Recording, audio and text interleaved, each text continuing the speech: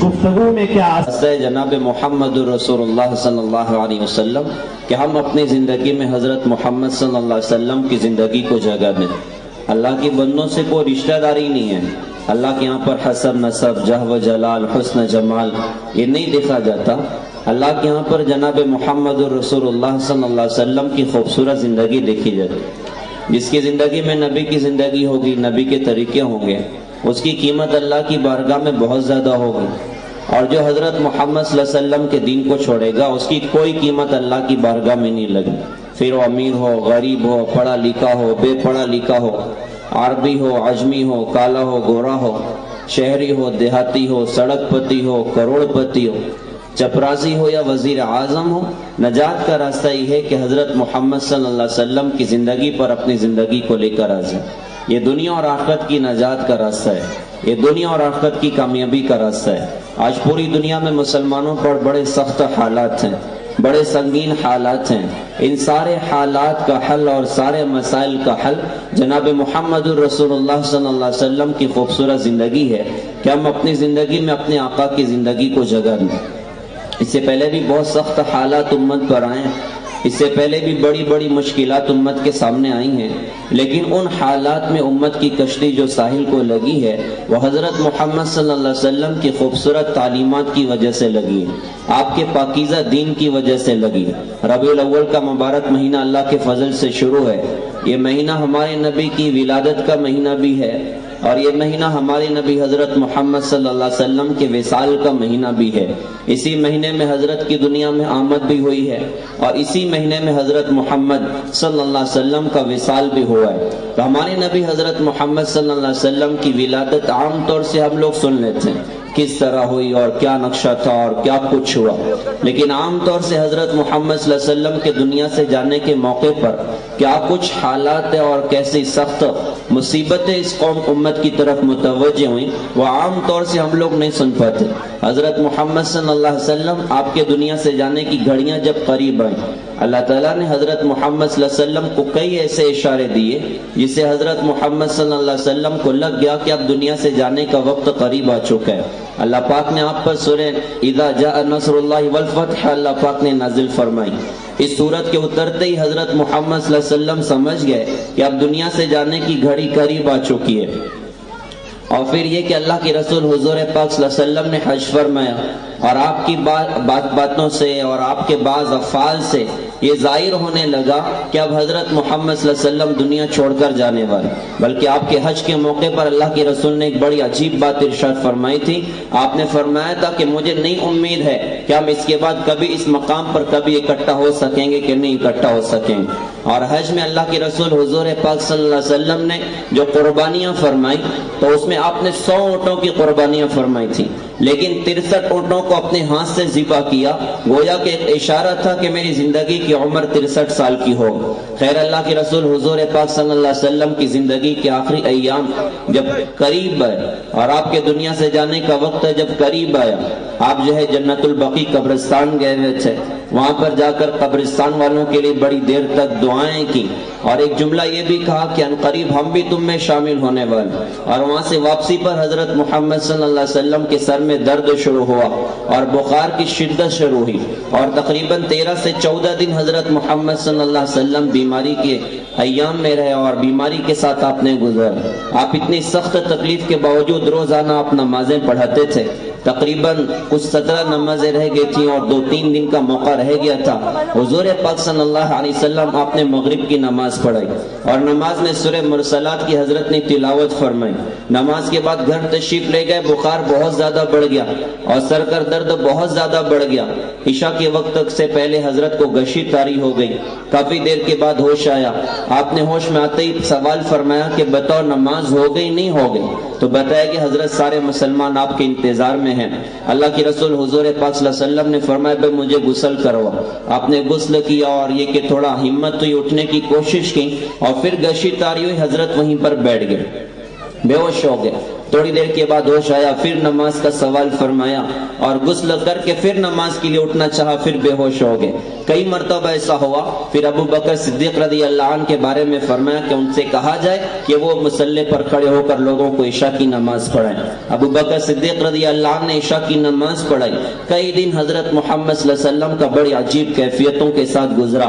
صحابہ کا حال بھی بڑا بے حال تھا، صحابہ بھی بڑے پریشان تھے کہ یہ کیا ہو رہا ہے۔ ہمارے نبی حضرت محمد صلی اللہ علیہ وسلم کی کیفیت وہ ٹھیک ہونے کی طرف نہیں بڑھ رہی۔ خیر، اللہ کے رسول حضور پاک صلی اللہ علیہ وسلم ایک دن تھوڑا افاقہ محسوس ہوا۔ آپ نے کہا کہ 7 کنووں کا پانی مجھ پر ڈالا جائے۔ پانی آپ کے اوپر ڈالا گیا، آپ کو اچھا محسوس ہوا۔ آپ نے کہا مجھے مسجد لے کر چلو۔ آپ کو صحابہ سہارا دے کر مسجد لے کر آئے۔ آپ جو ہے ظہر سے پہلے منبر پر تشریف فرما ہوئے اور بیٹھنے کے بعد بڑی عجیب باتیں آقا نے ارشاد فرمائی۔ آپ نے ارشاد فرمایا کہ یہود اور نصارہ پر اللہ کی لعنت ہو کہ انہوں نے اپنے نبیوں کی قبروں کو انہوں نے سجدہ گاہ بنا دیا۔ میں تمہیں وصیت کرتا ہوں کہ تم میری قبر کو سجدہ گاہ مت بنانا۔ اور ایک بڑی عجیب بات حضور پاک صلی اللہ علیہ وسلم نے ارشاد فرمائی۔ آپ نے فرمایا کہ میں نے تمہیں زندگی کا بڑا وقت گزارا، اس پورے وقت میں میں نے ناحق کسی کو مارا ہو، آج میں قصاص کے لیے حاضر ہوں، مجھ سے بدلہ لے لے۔ میں نے کسی کے پیسے نعوذ باللہ اگر دبا لیے ہوں، آج میں حاضر ہوں، آ کر مجھ سے بدلہ لے لیں۔ صحابہ میں کون ایسا ہو سکتا تھا، یا پوری کائنات میں کون ایسا ہو سکتا تھا جس پر نعوذ باللہ حضرت محمد صلی اللہ علیہ وسلم نے ظلم کیا ہو؟ ایسے با اخلاق انسان جو اپنے دشمنوں کے لیے اپنے سینے میں جگہ رکھتے تھے، جو اپنے پر ظلم کرنے والوں کے لیے دعائیں کیا کرتے تھے، جنہوں نے فتح مکہ کے موقع پر جب آپ فاتحانہ مکہ میں داخل ہوئے اور مختصر یہ کہ بیت اللہ کا دروازہ کھولا گیا، آپ نے نمازیں پڑھی اور دعائیں کی، بیت اللہ کے دروازے پر آ کر کھڑے ہو گئے، سارے مشرکین مکہ سامنے جمع تھے۔ اللہ کے رسول حضور پاک صلی اللہ علیہ وسلم آپ نے ان سے سوال فرمایا کہ بتاؤ آج میں تمہارے ساتھ کیا کروں گا؟ انہوں نے کہا جی اخن کریم و ابن اخین کریم، آپ کریم بھائی ہیں، کریم بھائی کے بیٹے ہیں، یعنی معاف فرمائیں۔ یہ کون لوگ کھڑے ہیں جنہوں نے 21 سال تک حضرت محمد صلی اللہ علیہ وسلم کو تقریباً دکھ دیا، جن کی وجہ سے گلے میں پھندا دے کے گھسیٹا گیا، جن کی وجہ سے راستے میں کانٹے بچھائے گئے، جن کی وجہ سے 2 بیٹیوں کو طلاق پڑ گئی، سجدے کی حالت میں اونٹ کی اوجڑی جن کی وجہ سے حضرت کے کانے پر ڈالی گئی، حضرت زینب نے جن کی وجہ سے شہادت کا جام پیا، اور 3 سال جنہوں نے فل لاک ڈاؤن کر کے شعب ابن ابی طالب کی وادی میں ہمارے نبی کو اور صحابہ کو قید کیا تھا، جن کی وجہ سے نبی کے چچا حضرت حمزہ شہید کیے گئے، جن کی وجہ سے اللہ کے رسول خود احد کی وادی میں زخمی ہوئے، کیا کچھ دکھ انہوں نے دیا تھا۔ آج موقع تھا کہ اللہ کے رسول فرماتے ہیں صحابہ سے ان کی گردنیں مار دو۔ آپ نے کہا تمہارا کیا خیال، آج کیا کروں گا؟ انہوں نے کہا دی آپ کریم بھائی ہیں اور کریم بھائی کے بیٹے ہیں، آپ معاف فرمائیں۔ آپ نے فرمایا کہ آج میں تمہارے ساتھ وہ معاملہ کروں گا جو میرے بھائی یوسف علیہ السلام نے اپنے بھائیوں کے ساتھ کیا تھا، لا تثریب علیکم اليوم اذهبوا وانتم الطلقاء، تم پر کوئی سرزنش نہیں، جاؤ میں نے تم سب کو آزاد کر دیا، جاؤ میں نے تم سب کو معاف کر دیا۔ جو نبی ایسا بڑا سینہ رکھنے والی شخصیت ہو کہ اپنے دشمنوں کو معاف کرنے کو تیار ہو جائے، کیا وہ کبھی کسی پر ظلم کر سکتے تھے؟ کیا وہ کسی کا ناحق کبھی پیسے دبا سکتے تھے؟ اللہ کے رسول حضور پاک صلی اللہ علیہ وسلم نے تو اوروں کو دینا سکھایا، اللہ کے رسول نے تو اوروں پر لگانا سکھایا، اللہ کے رسول نے تو اوروں پر لٹانا سکھایا، اپنی امت کو اخلاق کا درس دیا، اپنی امت کو اوروں کی خدمت کا درس دیا، اور اس کے بڑے فضائل سنے جناب محمد الرسول اللہ صلی اللہ علیہ وسلم نے۔ کتابیں بھری ہیں ان فضائل سے کہ آقا نے کیا کچھ بتایا کہ جو اوروں کی مدد کرے گا اللہ اسے کیا کچھ عطا کرے گا، جو اوروں کے ساتھ اچھا سلوک کرے گا اللہ تعالیٰ انہیں کیا کچھ عطا فرمائیں گے۔ تو اللہ کی رسول نے فرمایا کہ میں نے کسی کو مارا ہو، آج میں حاضر ہوں، مجھ سے آ کر بدلہ لے لو، کسی کے پیسے میرے ذمہ باقی ہوں تو آج آؤ مجھ سے آ کر وہ پیسے لے لو۔ تو صحابہ تو بڑے حیران تھے، یہ اللہ کے رسول کیا فرما رہے ہیں۔ خیر آپ نیچے اتر گئے اور ظہر کی نماز پڑھائی، نماز کے بعد پھر منبر پر بیٹھے اور بیٹھ کر یہی بات اللہ کی رسول حضور پاک صلی اللہ علیہ وسلم نے ارشاد فرمائی۔ ایک صحابی رسول کھڑے ہو گئے اور کھڑے ہو کر کہا کہ اللہ کی رسول ایک مرتبہ آپ نے میری پیٹھ پر چھڑی ماری تھی، آپ مجھے قصاص دیجئے۔ صحابہ بڑے حیران تھے، یہ بندہ آج کیا کرنے والا ہے۔ اللہ کی رسول نے چھڑی ان کے آگے ڈلوا دی، فرمایا کہ لو اپنا بدلہ لے لو۔ انہوں نے چھڑی کو ہاتھ میں لیا، پیچھے آ کر کھڑے ہو گئے اور آ کر کہا کہ حضرت جس وقت آپ نے مجھے مارا تھا تو اس وقت میری پیٹھ پر کپڑا نہیں تھا، میری پیٹھ کھلے ہوئے تھی، آپ اپنی کمر سے اپنی پیٹھ سے چادر ہٹائیے تب میں مار کے برابر سرابر کروں گا۔ صحابہ تو اور زیادہ حیران ہو گئے، یہ بندہ کیا کرنے والا ہے۔ پیارے بھائیوں، محترم دینی بہنوں، ایک خوبصورت پیغام اسی نقطے سے لے کر جائیں کہ ہم اوروں پر ظلم نہ کریں، ہم اچھی زندگی گزاریں، ہم رحمت بن کر زندگی گزاریں، معاف کرنے والے بن کر زندگی گزاریں۔ ہماری بہت ساری بہنیں آئی ہوئی ہیں، ہم ان سے یہ پیغام دیں گے کہ آپ ساس ہیں، آپ بہو کے لیے رحمت بن جائیں، آپ بہو ہیں تو ساس کے لیے رحمت بن جائیں، آپ نند ہو تو بھابھی کے لیے، بھابھی ہو تو نند کے لیے رحمت بن کر زندگی گزاریں۔ ہماری ذات سے کسی کو دکھ نہ پہنچے، ہمارے ہاتھ سے کسی کو تکلیف نہ پہنچے۔ اللہ کی رسول آپ کھڑے ہو گئے، کہا ٹھیک ہے تم بھی بدلہ لے لو، کمر سے کپڑا بھی ہٹا لیا۔ صحابی رسول کے ہاتھ میں چھڑی تھی، چھڑی کو تو زمین پر پھینکا اور پیچھے سے آ کے حضرت سے لپٹ کر رو کر کہا کہ حضرت آپ سے بدلہ لینے کی میری کوئی چاہت نہیں تھی، بس ایک چاہت تھی کہ میرا بدن میرے نبی کے بدن سے مس ہو جائے، اس کے علاوہ میری چاہت کچھ بھی نہیں تھی۔ حضرت محمد صلی اللہ علیہ وسلم نے کیا خوبصورت پیغام اپنی امت کو دیا کہ دیکھو تم ایسے بن کر زندگی گزارو کہ اللہ کی بارگاہ میں پہنچو تو بندوں کو کوئی حق تمہارے میں باقی نہ ہو، تم ظالم بن کے اللہ کی بارگاہ میں نہ پہنچنا، تم ظالم بن کر اللہ کی بارگاہ میں نہ پہنچنا۔ خیر حضور پاک صلی اللہ علیہ وسلم آپ کا یہ معاملہ ہوا، اس کے بعد زندگی کی آخری رات آ گئی، حضور پاک صلی اللہ علیہ وسلم کی زندگی کی آخری رات تھی۔ آج مسلمان غربت ہو تو بڑی شکایت کرتا ہے کہ صاحب بڑی تنگیاں ہیں، بڑے فقر فاقے ہیں۔ اللہ کی قسم اس پوری دنیا میں ہمارے نبی جیسے غربت دیکھنے والا کوئی نہیں ہو سکتا۔ امی جان عائشہ فرماتے ہیں کہ ایک چاند، دو چاند، تین چاند گزر جاتا تھا، ہمارے گھر میں کھانا پکانے کے لیے چولہا نہیں جلتا تھا۔ ہمارے نبی کی زندگی کی آخری شب تھی، جس دن حضرت محمد صلی اللہ علیہ وسلم کی زندگی کی آخری رات تھی۔ اس رات ہمارے نبی کے گھر میں اتنا تیل نہیں تھا کہ اس سے جو ہے وہ چراغ میں ڈال کر چراغ روشن کیا جا سکے۔ پڑوسن سے تیل قرض لے کر آپ کے گھر کا چراغ روشن کیا گیا، اور پھر فجر کی نماز کا وقت تھا، اللہ کے رسول کی زندگی کی آخری نماز تھی۔ آپ میں آنے کی ہمت تو نہ تھی، آپ نے کمرے کا پردہ ہٹایا اور صحابہ نماز میں، امت نماز میں لگی ہوئی تھی، آپ نے آخری نظر اپنی امت کو دیکھا۔ یہ وہ آخری نظر تھی کہ اکثر صحابہ نے اللہ کی رسول کی زیارت کی تھی اور پردہ گرایا، اس کے بعد اللہ کی رسول کی زندگی میں ایک بھی نماز نہ آئی، اور صبح کا وقت تھا، آپ کو لگ گیا کہ جانے کی گھڑی قریب آ چکی ہے، جانے کا وقت قریب آ چکا ہے۔ اور یہ کہ لمبی چوڑی بات ہے کہ حضرت جبرائیل بھی آیا اور کیا کچھ ہوا، حضرت ملک الموت بھی آئے، اور ان کے آنے سے پہلے حضور پاک صلی اللہ علیہ وسلم نے اپنی بیویوں سے بات چیت فرمائی، اپنی بیٹی فاطمہ سے بات چیت فرمائی، کہا بیٹی قریب آؤ، قریب آئی، کہا اور قریب اور قریب، اتنے کہ اپنے کان اپنے نبی کے ہونٹ پر رکھے۔ اللہ کے رسول نے ان کے کان میں کہا کہ بیٹے میرے جانے کا وقت آ چکا ہے، میں دنیا سے جا رہا ہوں۔ حضرت فاطمہ رونے لگ گئیں، آپ نے کہا بیٹی اگلی بات بھی سن لو۔ انہوں نے واپس قریب اپنے آپ کو کیا تو اللہ کے رسول نے اپنی بیٹی فاطمہ سے کہا کہ بیٹی رونے کی کوئی بات نہیں ہے، ان قریب سب سے پہلے تو میرے پاس آئے۔ وہ بھی خوش ہو گئے، ان کو بھی رخصت کر دیا، اپنے داماد حضرت علی سے ملاقات کی، حضرت حسن و حسین سے ملاقات کی۔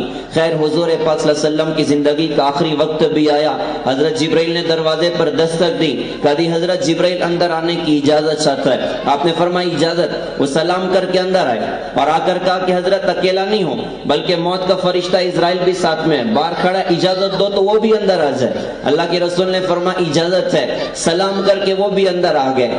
آج پہلی مرتبہ ہوا کہ ملک الموت کسی کے دروازے پر اجازت کے لیے کھڑا تھا، آ کر کہا کہ حضرت جب سے موت کا کام میرے ذمہ لگائے میں نے کسی سے اجازت نہیں مانگی۔ اللہ نے فرمایا تو دیکھو پوچھ کے جانا، بغیر پوچھے مت جانا۔ اور حضرت اللہ نے فرمایا کہ میرے نبی آنا چاہیں لے آنا اور رہنا چاہیں تو چھوڑ کر چلے آنا۔ آپ کیا فرماتے ہیں؟ تو اللہ کے رسول نے حضرت جبرائیل کی طرف دیکھا، آنکھوں میں بات ہوئی، کیا کہتے ہو؟ انہوں نے کہا کہ حضرت اللہ تعالیٰ آپ سے ملاقات کا شوق رکھتے ہیں۔ تو آپ اس موقع پر فوراً یہ کہتے چلو بھائی ٹھیک ہے ہم تو چلنے کو تیار ہیں۔ آپ نے جبرائیل سے فرمایا کہ جبرائیل جاؤ پہلے اللہ سے پوچھ کر آؤ اللہ میرے بعد میری امت کے ساتھ کیا کرے گا۔ یہ نہیں کہا کہ حسن و حسین کے ساتھ کیا کرے گا، میرے خاندان والوں کے ساتھ کیا کرے گا۔ پیارے بھائیوں، محترم دینی بہنوں، آج درد کی بات ہے اس امت نے نبی کے دین کے ساتھ کیا کیا، آج اس امت نے نبی کی سنتوں کے ساتھ کیا کیا۔ آج تو ہر بندہ کہہ لیتا ہے صاحب میں بھی عاشق رسول ہوں، صاحب میں بھی غلام رسول ہوں، اور واقعی ہونا بھی چاہیے، لیکن ایک سوال یہ بنتا ہے یہ کون سا عشق رسول ہے کہ ہاتھ میں شراب کے جام ہے؟ یہ کون سا عشق رسول ہے کہ نوجوان نشاور گولیوں کے عادی بن جائیں؟ یہ کون سا عشق رسول ہے کہ مسلمان عورتیں بے پردوں کے بازاروں کی زینت بن جائیں؟ یہ کون سا عشق رسول ہے کہ مسلمانوں کے گھروں سے بھی ناچ گانے کی آواز ہے؟ یہ کون سا عشق رسول ہے کہ اللہ اکبر کی صداؤں پر مسلمان اللہ کے در پر حاضر نہ ہو، مسلمان عورتیں مسلوں کی طرف نہ بڑھیں؟ یہ کون سا عشق رسول ہے کہ نوجوان نچنے والوں کو زندگی کا ہیرو بنا جائیں، گانے والوں کو زندگی کا ہیرو بنا جائیں؟ یہ کون سا عشق رسول ہے کہ موبائل میں ننگی فلمیں چلیں؟ یہ کون سا عشق رسول ہے کہ گھروں میں ماں باپ اولاد کے ہاتھ سے ذلیل کر دیے جائیں؟ یہ کون سا عشق رسول ہے کہ شوہر گھروں میں بیوی پر ظالم بن جائے؟ یہ عشق رسول نہیں، عشق رسول کا دھوکہ ہے۔ عشق رسول تو زندگی کا انداز بدل دیتا ہے، زندگی کی ترجیحات بدل دیتا ہے۔ اللہ کی رسول نے فرمایا کہ جاؤ پہلے اللہ سے پوچھ کر آؤ اللہ میرے بعد میری امت کے ساتھ کیا کرے گا۔ وہ گئے اور پیغام لے کر آئے۔ کبھی حضرت اللہ فرماتے ہیں کہ آپ کے بعد آپ کی امت کو تنہا نہیں چھوڑیں گے، ہم ساتھ دیں گے۔ آپ نے فرمایا کہ ہاں اب میری آنکھیں ٹھنڈی ہیں، اب ملک الموت نے روح نکالنا شروع کی۔ آپ نے اپنی امت کو آخری پیغام دیا، الصلاۃ الصلاۃ وما ملکت ایمانکم، نماز نماز اور اپنے ماتحتوں سے اچھا سلوک کرنا۔ یہ دو باتوں کی وصیت کرتے کرتے آپ دنیا سے رخصت ہو گئے۔ آپ کا وصال ہوا، دنیا کا ایک سورج تو طلوع ہوا ہے اور اس کائنات کا سب سے عظیم سورج غروب ہو رہا ہے۔ حضرت محمد صلی اللہ علیہ وسلم کی زندگی ختم ہو رہی، آپ دنیا سے رخصت ہوئے، ایک دم یہ خبر آگ کی طرح سے پھیل گئی۔ صحابہ کا حال تو بے حال ہو گیا، اور عجیب صحابہ کی کیفیت ہیں۔ حضرت علی کی زبان بند ہو گئی درد کی وجہ سے، حضرت عثمان کی زبان بند ہو گئی درد کی وجہ سے، حضرت عمر رضی اللہ عنہ کا حال بڑا عجیب تھا۔ وہ تلوار نکال کے مسجد میں کھڑے ہو گئے، کہا کہ جو کہے گا محمد صلی اللہ علیہ وسلم دنیا سے چلے گئے اس کی گردن مار دوں گا۔ وہ تو اللہ سے بات کرنے گئے جیسے موسیٰ علیہ السلام اللہ سے بات کرنے گئے تھے۔ حضرت ابو بکر صدیق رضی اللہ عنہ کہیں گئے ہوئے تھے، بڑا عجیب اس موقع پر صحابہ کا حال تھا۔ ابو بکر صدیق رضی اللہ عنہ تشریف لے کر آئے، اللہ کی رسول کے حجرے میں داخل ہوئے، آپ کے چہرے کو ڈھانک کے رکھا گیا تھا، چہرے سے کپڑا ہٹایا، ایک سب سے بڑے عاشق کی نظر اپنے محبوب پر پڑ رہی ہے، محمد الرسول اللہ صلی اللہ علیہ وسلم پر پڑ رہی۔ ابو بکر رضی اللہ عنہ کوئی چھوٹے موٹے عاشق تھوڑی ہیں، ارے جان نچھاور کرنے والی شخصیت، اپنا سب کچھ نچھاور کر دینے والی شخصیت۔ اپنے نبی کے چہرے کو دیکھا، آنکھ سے آنسو بہ پڑے، آپ کی پیشانی کا بوسہ دیا، اور بوسہ دینے کے بعد رو کر فرمایا، یا وا خلیلا وا حبیبا، ہائے میرے دوست، ہائے میرے خلیل، طبت حیا و میتا، آپ اچھے زندہ رہے، آپ کو اچھی موت آئی۔ اللہ آپ پر دو موتیں کبھی اکٹھا نہیں کرے گا، ایک موت تھی وہ آ گئی، اس کے بعد آپ کو کبھی موت نہ آئے گی۔ اس کے بعد باہر نکلے، حضرت عمر رضی اللہ عنہ سے فرمایا کہ عمر بیٹھ جاؤ، لیکن درد اور غم ایسا تھا کہ حضرت عمر سننے تیار نہیں تھے۔ ابو بکر صدیق رضی اللہ عنہ ممبر پر گئے، ابو بکر صدیق رضی اللہ عنہ ممبر پر گئے، اور ممبر پر چڑھ کر صحابہ کا سارا مجمع اکٹھا ہو گیا۔ ابو بکر صدیق رضی اللہ تعالی عنہ نے اس موقع پر صحابہ کا مجمع اکٹھا ہے، کھڑے ہو کر ممبر پر ارشاد فرمایا کہ من کان منکم یعبد محمدا فإن محمدا قد مات ومن کان منکم یعبد اللہ فإن اللہ حی لا یموت۔ فرمایا کہ جو کوئی محمد صلی اللہ علیہ وسلم کی عبادت کرتا تھا وہ سن لے کہ محمد صلی اللہ علیہ وسلم کا وصال ہو گیا، اور جو اللہ کی عبادت کرتا ہے وہ سن لے کہ اللہ تعالیٰ زندہ ہے اور اپنی ذات میں قائم ہے، اللہ کو موت نہیں ہے۔ اور پھر قرآن کی وہ آیت پڑھی، وما محمد الا رسول قد خلت من قبله الرسل افإن مات أو قتل انقلبتم على أعقابكم ومن ينقلب على عقبيه فلن يضر الله شيئا۔ کہا کہ محمد صلی اللہ علیہ وسلم تو ایک رسول ہیں، اور ان سے پہلے بھی رسول آئے، اگر محمد صلی اللہ علیہ وسلم کا وصال ہو جائے یا وہ شہید کر دیے جائیں تو کیا تم اسلام سے پھر جاؤ گے؟ اور جو پھرے گا وہ اپنا نقصان کرے گا۔ حضرت عمر رضی اللہ عنہ کہتے ہیں کہ جیسے ہی آیت میری کان میں پڑھی میرے پیر نے جواب دے دیا، میں کھڑا نہیں رہ سکا، غم کی وجہ سے وہی زمین پر گر گیا، اور مجھے یقین آ گیا کہ حضرت محمد صلی اللہ علیہ وسلم دنیا سے چلے گئے۔ اب جو بات مجھے اصل عرض کرنی تھی، کتنے سخت حالات پورے مدینے پر آ گئے، بڑے بڑے دشمنوں کی طرف سے خبر ہے، ہم 1 لاکھ فوج لے کر آ رہے ہیں، ہم 2 لاکھ فوج لے کر آ رہے ہیں، ہم مدینہ کی اینٹ سے اینٹ بھجا دیں گے۔ اس موقع پر اللہ کی رسول نے دنیا سے جانے سے پہلے حضرت اسامہ رضی اللہ عنہ کے لشکر تیار فرمایا کہ یہ ملک شام جائے گا اللہ کی راہ میں جہاد کرنے کے لیے۔ جب یہ سارے حالات ہوئے تو سارے صحابہ کا کہنا یہ تھا کہ حضرت اسامہ رضی اللہ عنہ کے لشکر کو مدینہ روک لیا جائے تاکہ یہ مدینہ میں رہیں تو مدینہ کی حفاظت ہو جائے۔ ابو بکر صدیق رضی اللہ عنہ نے فرمایا کہ جس لشکر کو اللہ کی رسول نے نکالا ابو بکر اس لشکر کو روک نہیں سکتا۔ ابو بکر رضی اللہ عنہ یہ سمجھ گئے کہ سارے مسئلوں کا حل یہ ہے کہ اللہ کی رسول حضرت محمد صلی اللہ علیہ وسلم کے حکم پر اپنے آپ کو ڈال دیا جائے، آپ کے احکامات پر اپنے آپ کو کھڑا کر دیا جائے، کہا کہ یہ جماعت تو اللہ کی راہ میں نکل کر رہے گی۔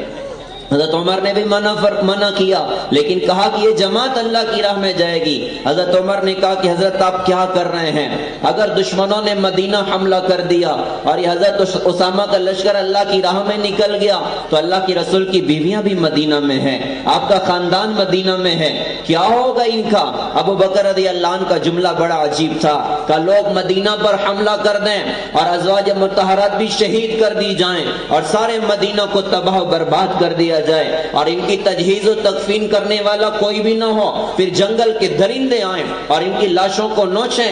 ابو بکر یہ برداشت کر سکتا ہے لیکن اللہ کے دین میں کمی آ جائے ابو بکر اس کو برداشت نہیں کر سکتا، اللہ کے دین میں نقص آ جائے ابو بکر اس کو برداشت نہیں کر سکتا۔ تو اللہ کی رسول کے اس حکم پر اپنے آپ کو جمایا، اپنے آپ کو کھڑا کیا اور صحابہ کی جماعت کو اللہ کی راہ میں نکالا۔ پھر کیا ہوا پیارے بھائیوں؟ سارے مسائل کو اللہ پاک نے دبا کے دکھایا، سارے مسائل کو اللہ تعالیٰ نے حل کر کے دکھایا۔ ربیع الاول کا خوبصورت مہینہ اللہ پاک نے اس موقع پر ہمیں دیا۔